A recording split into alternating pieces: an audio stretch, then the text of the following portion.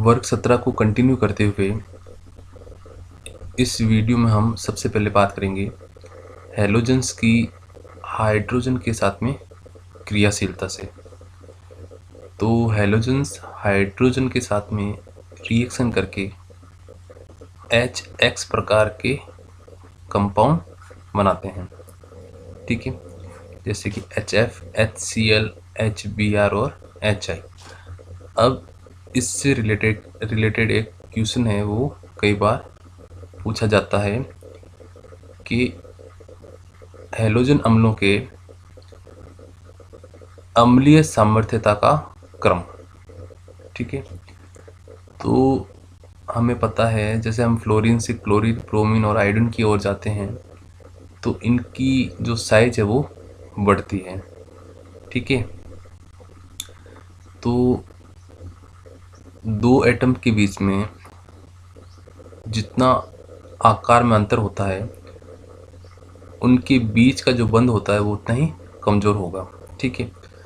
तो जैसे जैसे हम फ्लोरीन से क्लोरीन, ब्रोमीन और आयोडीन की ओर जाएंगे तो साइज में वृद्धि होने के कारण इनकी हाइड्रोजन पर जो पकड़ है वो कमज़ोर होती जाएगी, या मैं कहूँ ये अपना जो हाइड्रोजन है वो H+ आयन के रूप में इजीली डोनेट कर देगा, ठीक है।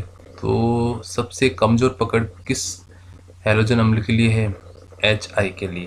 तो HI सर्वाधिक अम्लीय होगा, उसके बाद में HBr, उसके बाद में HCl और सबसे कम अम्लीय कौन सा होगा? HF होगा, ठीक है। तो ये चीज़ आपको ध्यान रखनी है, इनका एसिडिक ऑर्डर। अब इनकी मेटल्स के साथ में रिएक्टिविटी पर चर्चा करते हैं।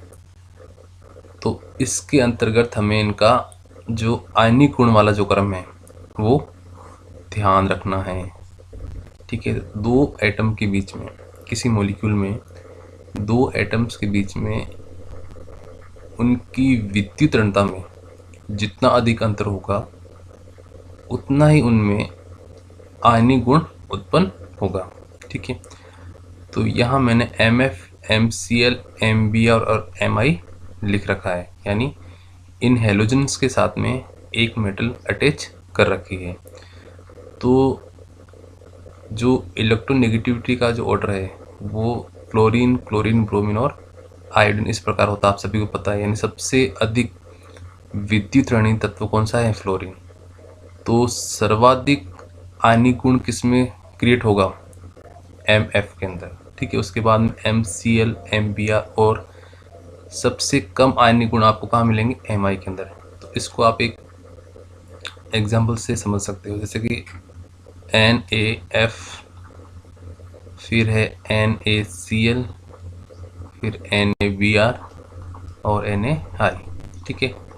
तो यदि इसमें आपको आयनिक गुणों का घटता क्रम यदि पूछे तो आपको केवल इतना देखना है कि जो सोडियम के साथ में यदि फ्लोरीन यदि जुड़ा हुआ है, यानी मोस्ट इलेक्ट्रोनेगेटिव एलिमेंट यदि जुड़ा हुआ है, तो ये सर्वाधिक आयनिक गुण शो करेगा। तो सर्वाधिक आयनिक गुण किस में होंगे? सोडियम क्लोराइड के अंदर, फिर सोडियम क्लोराइड के अंदर, फिर सोडियम ब्रोमाइड के अंदर, और सबसे कम आयनिक गुण कहाँ देखने को मिलेंगे हमें? सोडियम आयोडाइड के अंदर, ठीक है। अब हम चर्चा करते हैं क्लोरीन के बारे में। तो इसको बनाने की विधियाँ कौन कौन सी है एक बार हम देख लेते हैं कि जब MnO2 की अभिक्रिया हम HCl के साथ करवाते हैं तो MnCl2, Cl2 और H2O प्राप्त होते हैं, ठीक है। इसी प्रकार जब KMnO4 की अभिक्रिया हम HCl के साथ करवाएंगे तो पोटेशियम के साथ क्या जुड़ जाएगा? Cl, Mn के साथ में दो Cl जुड़ जाएंगे तो MnCl2 का फॉर्मेशन होगा, और हाइड्रोजन और ऑक्सीजन क्या बना लेंगे? H2O, और हमें जो प्रोडक्ट चाहिए यानी क्लोरीन वो हमें प्राप्त हो जाएगा, ठीक है। इसी प्रकार एक डिक्कन प्रक्रम हमें ध्यान रखना है, ठीक है। तो डिक्कन प्रक्रम में क्या है? जब HCl की अभिक्रिया हम O2 के साथ करवाएंगे, क्यूप्रिक क्लोराइड की प्रेजेंस में, और टेम्परेचर हमने कितना ले रखा है 723 केल्विन, तो हमें क्लोरीन प्राप्त होती है। तो ऊपर वाले दो मेथड यदि याद नहीं रहे तो कोई समस्या नहीं है, डिक्कन प्रक्रम में आप थोड़ा ध्यान रखना। अब इनकी केमिकल प्रॉपर्टीज़ के बारे में चर्चा करते हैं। तो सबसे पहले इनकी मेटल्स अथवा नॉन मेटल्स के साथ में रिएक्शन को देखते हैं कि जब क्लोरीन को हम Fe के साथ में रिएक्ट करवाएंगे तो FeCl3 यानी फेरिक क्लोराइड का फॉर्मेशन होता है। इसी प्रकार जब हम जिंक की अभिक्रिया क्लोरीन के साथ करवाएंगे तो ZnCl2 प्राप्त होगा, ठीक है।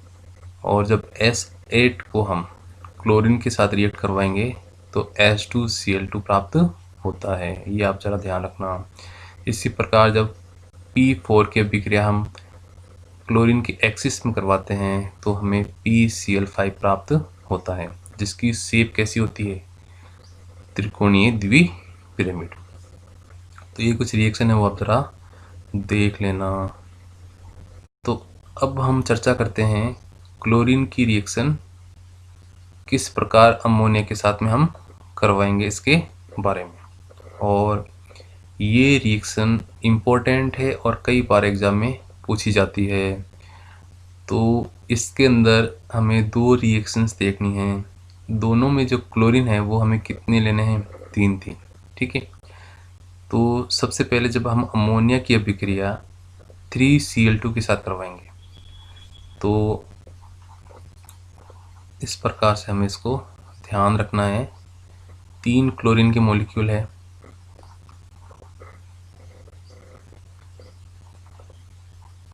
तो यहाँ से 3 HCl के मॉलिक्यूल बाहर हो जाएंगे, ठीक है। और नाइट्रोजन के साथ में क्या जुड़ जाएगा, क्लोरीन, तो ये बन गया NCl3। अब हमें क्या करना है, अब हमें अमोनिया को आधिक्य में लेना है, और कितने लेने हैं इसके मॉलिक्यूल, 8, ठीक है। तो 8 में से 2 नाइट्रोजन को हमें N2 मॉलिक्यूल के रूप में बाहर निकाल देना है, ठीक है। अब बचे क्या, नाइट्रोजन, हाइड्रोजन और क्लोरीन, तो बनना क्या है, NH4Cl यानी अमोनियम क्लोराइड। और इसको आप 6 से यदि गुणा कर दोगे तो ये अभिक्रिया संतुलित हो जाएगी। तो ये रिएक्शन हमें अच्छे से ध्यान रखनी है, कौन सी, कि क्लोरीन की अभिक्रिया जब अमोनिया के साथ करवाते हैं तो हमें कौन कौन से प्रोडक्ट प्राप्त होते हैं। अब हम चर्चा करते हैं मोस्ट इम्पोर्टेंट रिएक्शन के बारे में, जिसमें हम क्लोरीन की अभिक्रिया सोडियम हाइड्रोक्साइड के साथ में करवाएंगे। तो इसमें हमें 2 कंडीशन देखने को मिलेगी। पहली कंडीशन में हम क्लोरीन की अभिक्रिया ठंडे अथवा डाइल्यूट सोडियम हाइड्रोक्साइड के साथ में करवाते हैं, और सेकंड अभिक्रिया में हम गर्म अथवा सांद्र सोडियम हाइड्रोक्साइड काम में लेते हैं। तो ये जो रिएक्शन है वो बोर्ड की हम कह सकते हैं फेवरेट रिएक्शन है, और कई बार ये पूछी गई है। तो इसमें हमें जो सोडियम हाइड्रोक्साइड और क्लोरीन है इसका रेशियो ध्यान रखना है।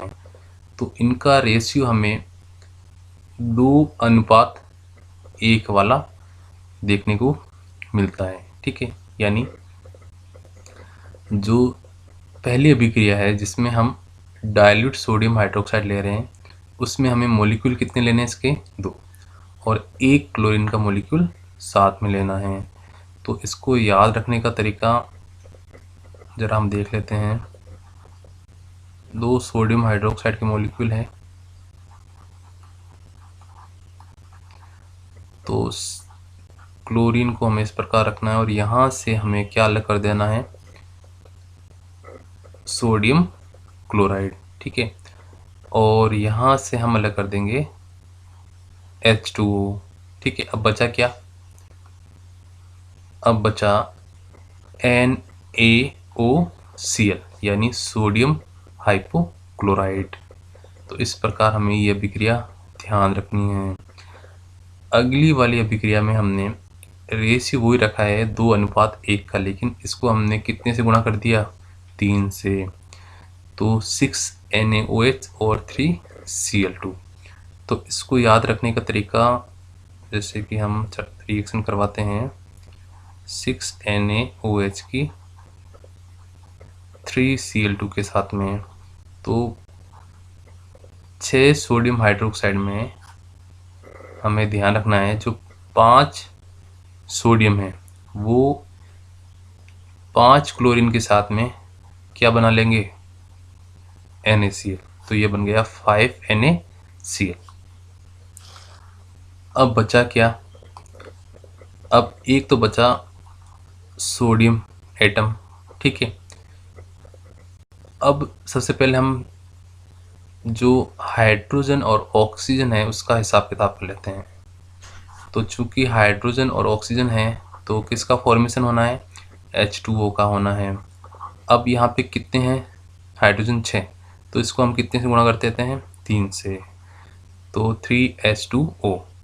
अब 3 जो टोटल 6 ऑक्सीजन है उसमें से 3 ऑक्सीजन H2O में काम में आ गए, बचे कितने, 3।